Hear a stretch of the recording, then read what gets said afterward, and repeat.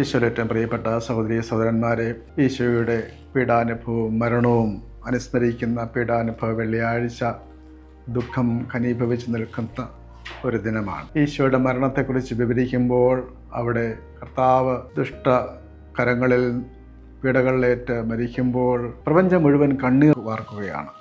സൂര്യൻ ഇരുളുന്നു, ചന്ദ്രൻ്റെ പ്രഭ മങ്ങുന്നു. അങ്ങനെയുള്ള പ്രതീകാത്മകമായൊരു ഐക്കൺ പൗരസ്ത്യ സഭകളിലുണ്ട്. സൂര്യചന്ദ്രന്മാർ പോലും കണ്ണീരണിയുമ്പോൾ പ്രപഞ്ചം മുഴുവനും കണ്ണീരണിയുന്നു. മാത്രമല്ല, കർത്താവിൻ്റെ ആ മരണം ഒരുപാട് സംഭവങ്ങൾ, ഒരുപാട് അനുഭവങ്ങൾ, പ്രതികരണങ്ങൾ സൃഷ്ടിക്കുകയാണ്. ഈശോയുടെ ഈ സഹനബലി, സ്നേഹബലി, അത് നാം ആചരിക്കുമ്പോൾ ലോകം കണ്ടിട്ടില്ലാത്ത വലിയ ഒരു ആത്മീയമായ ഒരു മാതൃക കർത്താവ് പറഞ്ഞു തരികയാണ്.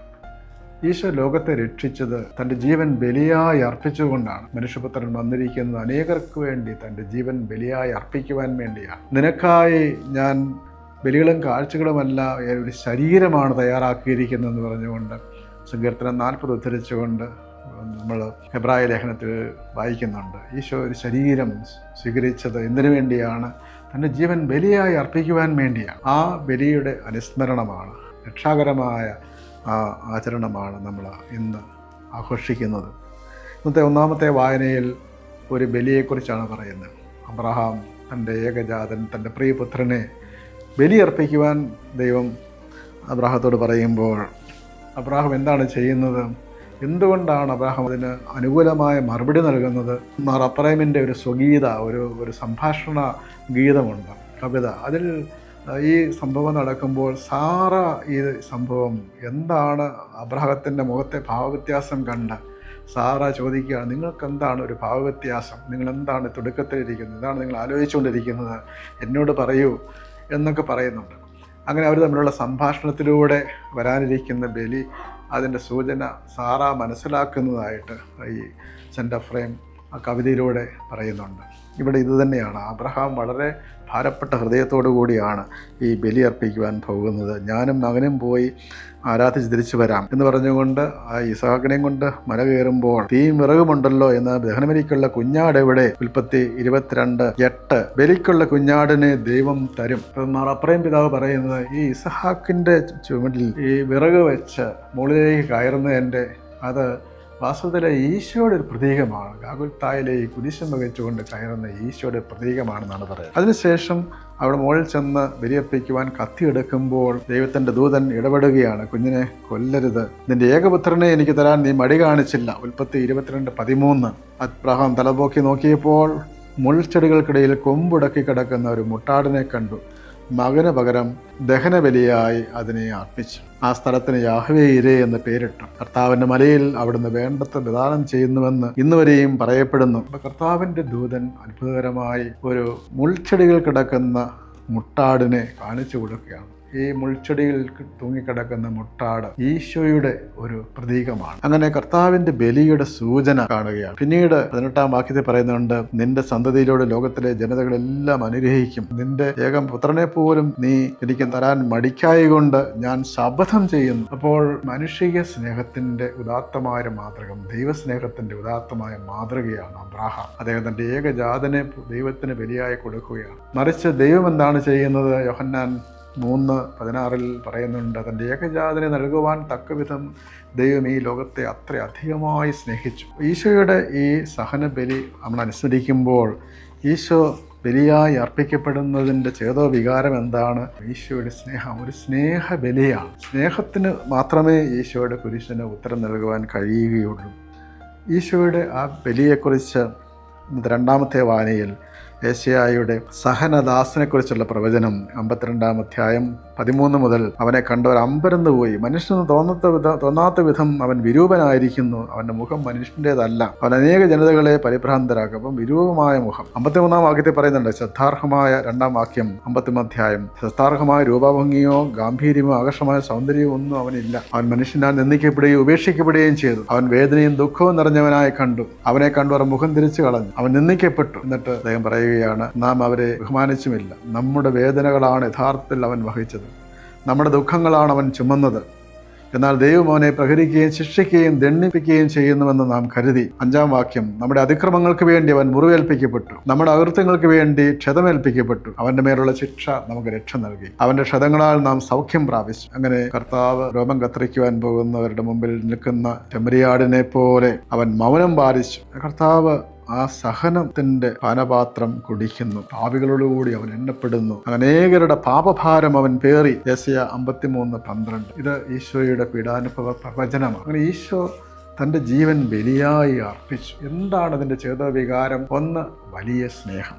ആ സ്നേഹത്തിൻ്റെ ഒരു പ്രത്യേകതയുണ്ട്. ഇന്നത്തെ ലേഖനത്തിലെ പൗലോസ്ലീഹ പറയുന്നുണ്ട്, സ്നേഹിതന് വേണ്ടി ആരെങ്കിലും തന്നെ ബലിയായി അർപ്പിക്കുമായിരിക്കാം. എന്നാൽ പാപം മൂലം പാപികളായിരിക്കെ നമുക്ക് വേണ്ടി അവൻ മരിച്ചു. നമ്മോടുള്ള സ്നേഹം അവൻ പ്രകടിപ്പിച്ചിരിക്കുന്നു. റോമാലേഖനം 5-ാം അധ്യായം 8-ാം വാക്യം. അപ്പോൾ കർത്താവിൻ്റെ വലിയ സ്നേഹം അതാണ്. ഒരു മനുഷ്യൻ മൂലം പാപം ലോകത്തിൽ പ്രവേശിച്ചെങ്കിൽ മറ്റൊരാൾ വഴി ആദത്തിന്റെ പൂർത്തീകരണമായി ഈശോ വഴി കൃപ വർദ്ധിച്ചിരിക്കുന്നു. അങ്ങനെ ഈശോയുടെ ആ മരണം നമുക്കെല്ലാവർക്കും രക്ഷ നൽകി. പാപം വർദ്ധിച്ചിടത്ത്, ഇരുട്ട് വർദ്ധിച്ചിടത്ത് കൃപ അതിലേറെ വർദ്ധിച്ചു എന്നാണ് റോമാലേഖനത്തിൽ പറയുന്നത്. അപ്പോൾ ഈശോയുടെ മരണം വാസ്തവത്തിൽ രക്ഷ നൽകിയ, കർത്താവ് നമുക്ക് നൽകിയ രക്ഷ, പാപപരിഹാരത്തിന് വേണ്ടിയുള്ള രക്ഷ നൽകിയ ആ മരണമാണ്. എന്തിനു വേണ്ടിയാണ് അവൻ മരിച്ചത്? ക്രിസ്തുവിൻ്റെ സ്നേഹം ഞങ്ങൾക്ക് ഉത്തേജനം നൽകുന്നു. 2 കൊറിന്തോസ് 5-ാം അധ്യായത്തിൽ പറയുകയാണ്, എന്തിനു വേണ്ടിയാണ്? ജീവിക്കുന്നവർ ഇനിയും തങ്ങൾക്ക് വേണ്ടി ജീവിക്കാതെ തങ്ങളെ പ്രതി മരിക്കുകയും ചെയ്തതിനു വേണ്ടി ജീവിക്കേണ്ടതിനാണ് അവിടുന്ന് എല്ലാവർക്കും വേണ്ടി മരിച്ചത്. അപ്പോൾ മാനുഷികമായ കാഴ്ചപ്പാടിൽ അല്ല, ദൈവികമായി നാം നോക്കണം. മിശിഹാ വഴി ലോകത്തോട് നമ്മൾ രമ്യതപ്പെടുത്തുകയാണ്. അവസാനം 2 കൊരിന്തോസ് ലേഖനം 5-ാം അധ്യായം 21-ാം വാക്യത്തിൽ, നാം എല്ലാവരും ദൈവത്തിൻ്റെ നീതിയാകേണ്ടതിന് പാപം അറിയാത്തവനെ ദൈവം നമുക്ക് വേണ്ടി പാപമാക്കി മാറ്റി. അങ്ങനെ സബ്സ്റ്റിറ്റ്യൂട്ടീവ് സാക്രിഫൈസ്, നമുക്ക് പകരം പാപമാക്കി മാറ്റി. പാപം മുഴുവനും കർത്താവ് ഏറ്റെടുത്തു. കർത്താവിൻ്റെ ശരീരത്തിൽ അവിടുന്ന് പാപം ഏറ്റെടുത്ത് നമുക്ക് വേണ്ടി ബലിയായി അർപ്പിച്ചു. ഹെബ്രായ ലേഖനം 9-ാം അധ്യായം 28-ാം വാക്യം, അനേകരുടെ പാപങ്ങൾ ഉന്മൂലനം ചെയ്യുന്നതിന് വേണ്ടി അവൻ ഒരു പ്രാവശ്യം അർപ്പിക്കപ്പെട്ടിരിക്കുന്നു, എന്നേക്കുമായി അവൻ അർപ്പിക്കപ്പെട്ടിരിക്കുന്നു. അങ്ങനെ സഹനത്തിലൂടെ തൻ്റെ ശരീരമാകുന്ന ബലിയിലൂടെ തൻ്റെ പക്കലേക്ക് പോകുവാൻ അവിടുന്ന് നമുക്ക് വേണ്ടി ഒരു വാതിൽ തുറന്നിട്ടിരിക്കുന്നു. ഹെബ്രായ ലേഖനം 10-ാം അധ്യായം 19-ാമത്തെ വാക്യം.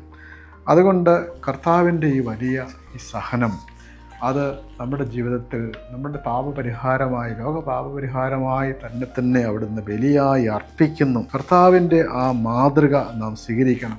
പത്രോസിൻ്റെ ലേഖനം 1 പത്രോസ് 2-ാം അധ്യായം അവിടുന്ന് പറയുന്നുണ്ട്, അവൻ പാപം ചെയ്തിട്ടില്ല, അവൻ്റെ ഉദരങ്ങളിൽ വഞ്ചനയുണ്ടായിട്ടില്ല. 2:22. നിന്ദിക്കപ്പെട്ടപ്പോൾ അവൻ പകരം നിന്ദിച്ചില്ല, പീഡനമേറ്റപ്പോൾ അവൻ ഭീഷണിപ്പെടുത്തിയില്ല. പിന്നെ നീതിയോടെ വിധിക്കുന്നത് തന്നെ ഫലമേൽപ്പിക്കുകയാണ് ചെയ്തത്. 24-ാം വാക്യം, നമ്മുടെ പാപങ്ങൾ സ്വന്തം ശരീരത്തിൽ വഹിച്ചുകൊണ്ട് അവൻ കുരിശിലേറി. അത് നാം പാപത്തിന് മരിച്ച് നീതിക്കായി ജീവിക്കേണ്ടതിനാണ്.